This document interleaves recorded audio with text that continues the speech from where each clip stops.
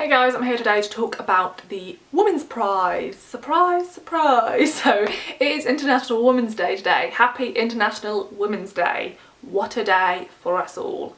Well, not all of us, but you know what I mean. So obviously loads of people are talking about the long list for the Women's Prize, and to be honest, I wasn't really going to bother, but then I didn't really have any video ideas for this week, so I thought, why not? So I hope you guys are somewhat interested. If you're not, there's plenty of other videos of people talking about this that you can go and watch, although why would you if you're not interested at all? Anyway, I'm going to really quickly run through the books that are on the long list and let you know if I've read them, if I haven't, and if I haven't, do I want to or do I not care, and if so, why not? And also chat about, you know, any omissions that I'm angry about, because that may be a thing, who knows. So let's run through.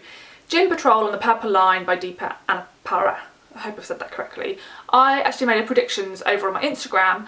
I guessed 16 books and I got 8 out of 16 right, which I'm very happy with. I think it's the best odds I've ever had, so go me. And I guessed this one. I haven't read it, but I thought it sounded pretty interesting. This is set in contemporary India, I think in New Delhi, although I could be wrong. And it focuses on a group of children who band together to try and solve a crime after watching like loads of crime shows on TV, but then things start to get a little bit dangerous for them. I thought this would make it because I thought it sounded like an interesting book that could bridge the gap between commercial and literary, which I think is what the Women's Prize tends to do. And I also thought they tend to have a book that focuses on child characters appear on the list, and this is one of the ones I thought sounded the most interesting. So yeah, I definitely want to read this, hence me guessing it. I think it sounds very, very good, so intrigued. Next one, Fleischman, is that how you say it? Is in Trouble by Taffy Brodesser Akner. Couldn't give a fuck. I think it sounds like privileged white man dramas, do not care, find it odd that a woman chose to write this book. Like, I don't know, like, I'm sure it's satirical and ironic and all this, and maybe it's really witty, but there's enough privileged white men writing about privileged white men that women don't also need to get involved. So, yeah, I don't want to read it, not interested. Queenie by Candice Carty-Williams. So, when Queenie came out, I wasn't interested because I think this is more towards the commercial end of women's fiction, and I do not enjoy commercial fiction very much.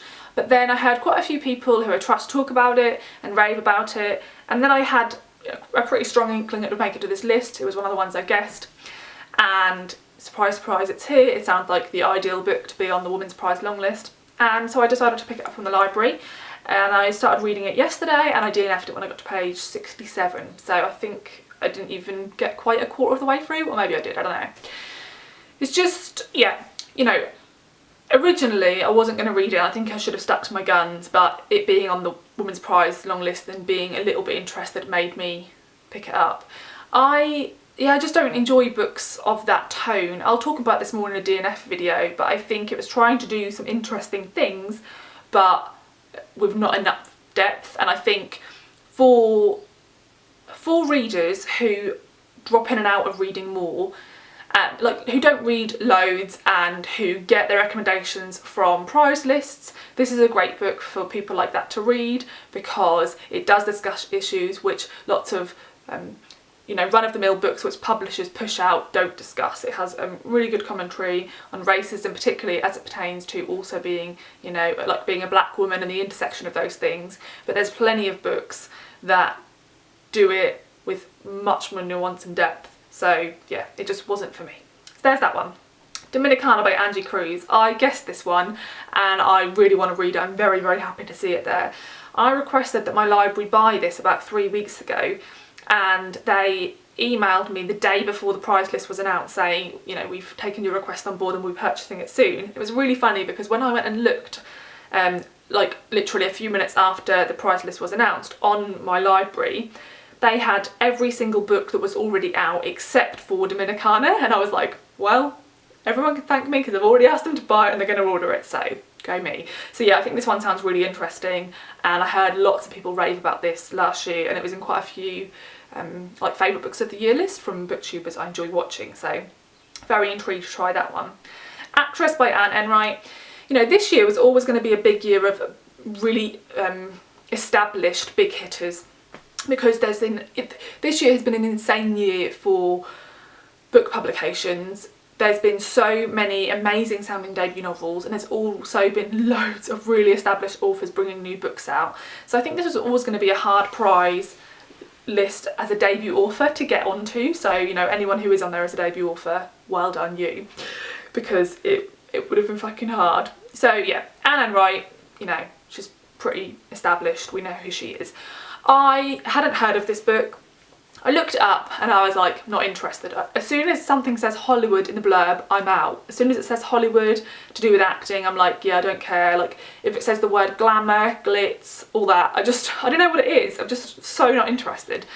But anyway, I sort of, you know, at 2 minutes past midnight, like, I was really tired and I was like, oh, you know, I'm going to get it on audiobook. So I used an Audible credit for it and I regret it. So I'm not going to be listening to it. I'm going to return it because, you know, I could enjoy it, but equally, there's loads of books I'm pretty sure I'll really enjoy that I have on my Audible list that I would rather use the credit on. And, you know, I think there's even other Anne Wright books I'll enjoy more. I just don't like books about Hollywood, so it's just a preference thing, not for me. Girl, Woman, Other by Bernardine Evaristo. Obviously I guessed this one, who didn't? It's absolutely phenomenal, and if it hadn't been there it would have been a fucking tragedy. So I am very glad that it isn't alongside the other book, which I did guess because I thought that The Testament would make it. I didn't want it to, but I thought it would. I'm very, very happy it didn't, which sounds cruel, but it's true. So Girl, Woman, Other is just phenomenal, and I find it crazy if you would read this book and not think it's brilliant. So I haven't heard anyone say that yet. I'm sure there is someone who thinks that. If so, why? It's brilliant. I really, really love it, and I'm so glad it is there. Then we have Nightingale Point by Luann Goldie. I'm not sure if I've said her first name right, apologies. I hadn't heard of this book, and this is one of the 3 I hadn't heard of, I think, and I really like the sound of it. I think it sounds really interesting. It's about a group of people who live on a housing estate and how their lives intersect, and yeah, I'm very much intrigued by it. I have reserved it at the library. 1,000 Ships by Natalie Haynes. Not interested. I don't enjoy these sort of books. I'm not really interested in retellings of this nature. I'm sure loads of people will love it. Doesn't interest me. How We Disappeared by Jing Lee. I hadn't heard of. I think it sounds really good. Do you know, when I first looked it up, I saw, there was one cover I saw that really put me off it because it looked really sort of commercial twee, and I was like, no. And then I saw a different cover and I was more interested. It's really bad, isn't it? Because obviously I should just care about the blurb, but I don't know, I think how a book is marketed does make a difference. So I like the sound of it. I think it sounds pretty fucking devastating, but interesting. So I also have on reserve, and I hope it's the edition I prefer. The third one I hadn't heard of is The Most Fun We Ever Had by Claire Lombardo. Although when I looked this up I did recognise the cover, but you know, I would never have remembered it or guessed it. This sounds pretty intriguing. All I remember is it's a family drama, I think set in the US, that focuses on some sisters, and yeah, it sounds intriguing to me. I love family dramas. I have no idea what sort of tone that's going to be written in or if I like it at all, but you know, the premise sounds intriguing, so I've also reserved it. The Mirror and the Light by Hilary Mantel. Obv.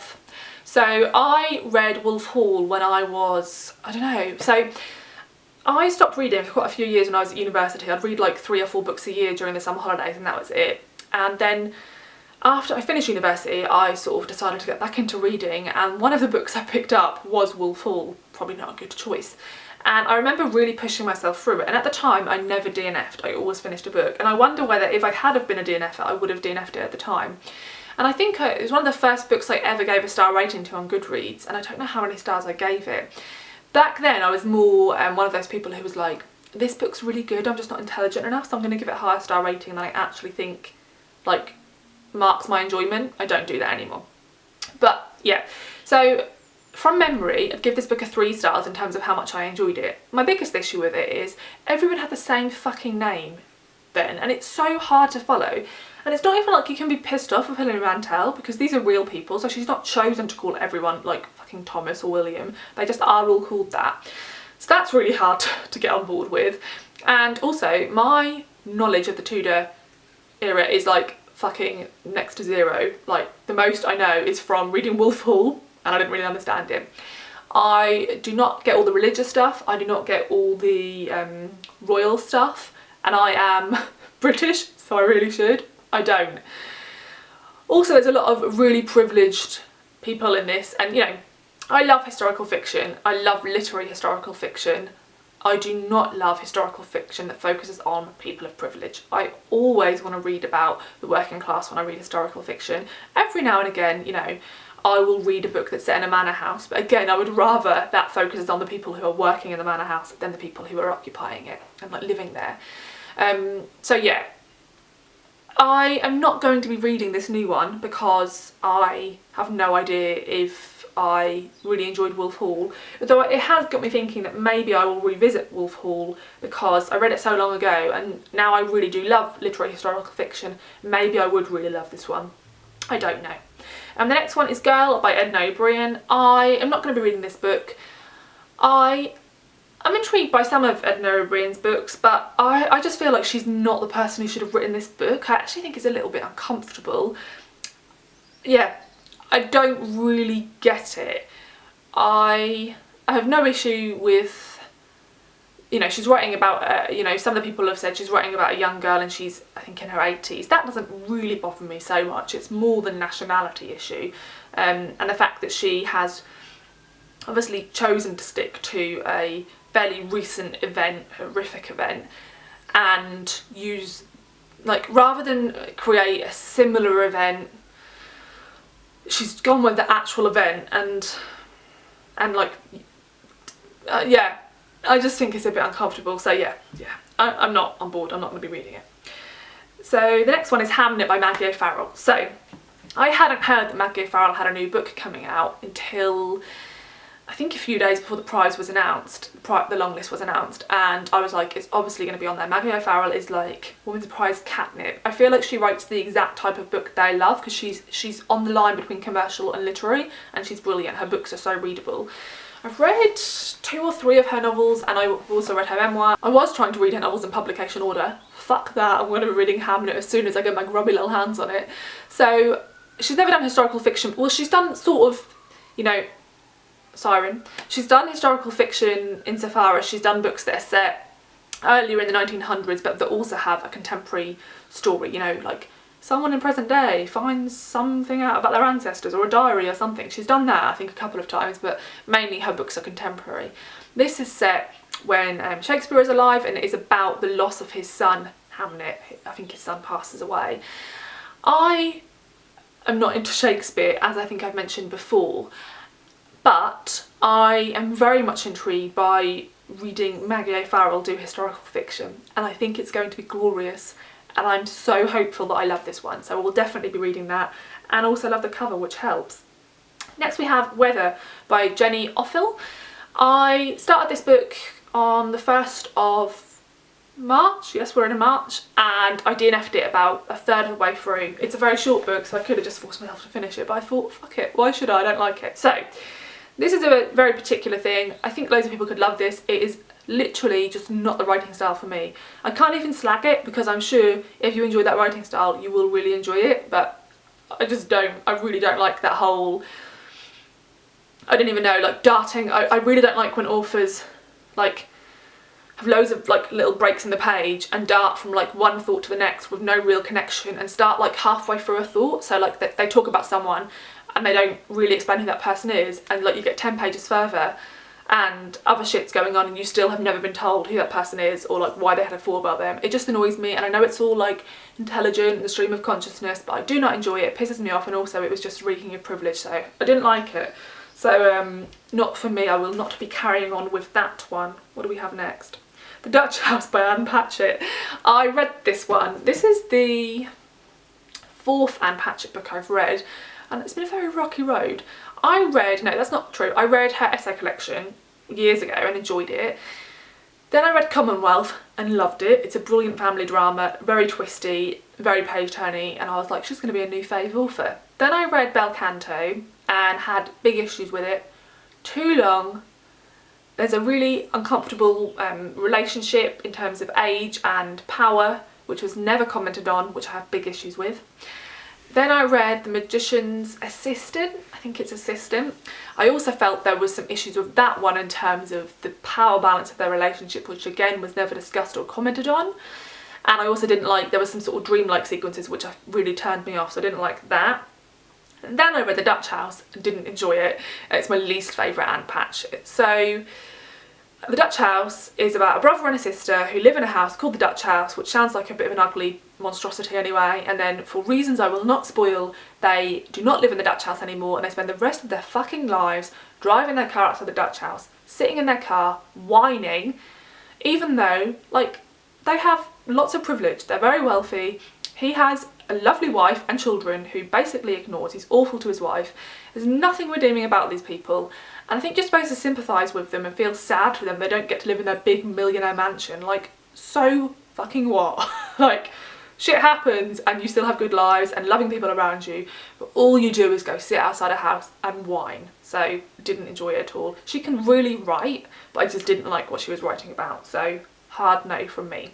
And I didn't want it to be on there, but I guessed that it would be because it's Anne Patchett. She is also Women's Prize catnip. So, last one, Red at the Bone by Jacqueline Woodson. I also guessed this one. I'm so fucking happy to see it there. I loved it. It is absolutely brilliant. It's beautiful, and I hope it makes the shortlist. You know, out of the ones I've read, how many did I say I've read? So I've read The Dutch House. I do not want that to be on the shortlist. I've read Red at the Bone, Girl, Woman, Other, and then I DNF'd whatever, so I don't want that to be on the shortlist, but I 100% want Red at the Bone and Girl, Woman, Other to be on the shortlist. And I think, I mean, if Girl, Woman, Other isn't, after all the, you know, raving, it's going to be massively shocking, but I think Red at the Bone also has a really good chance of making it because it's brilliant, as I said. So yeah, I will be reading a few of them. So to go over that again, I'll read Jim Patrol on the Purple Line, Dominicana, Nightingale Point, I can't do this anymore, How We Disappeared, The Most Fun We Ever Had, and Hamnet. So I will have read 6 after already reading 3. So yeah, that's not too bad, but the others I'm not interested in. So yeah, what are your thoughts? You know, I always find this an interesting prize. In terms of prizes that are sort of quite famous prizes, this is the one that aligns the most with my reading. I find the Booker Prize a little bit like up its own arse, and I don't know, like, yeah, some years I just look at it and think it all sounds pretty dry and intellectual, and I'm just not into it. The Costa is a bit too commercial for me. This straddles that line, but they do always pick quite a few books that I just think, yeah, like the commercial half of the list I never enjoy, just because that's not the type of reader I am. So yeah, like, it's never going to be perfect for me, and I know that, but I feel like I was pleasantly surprised by this list.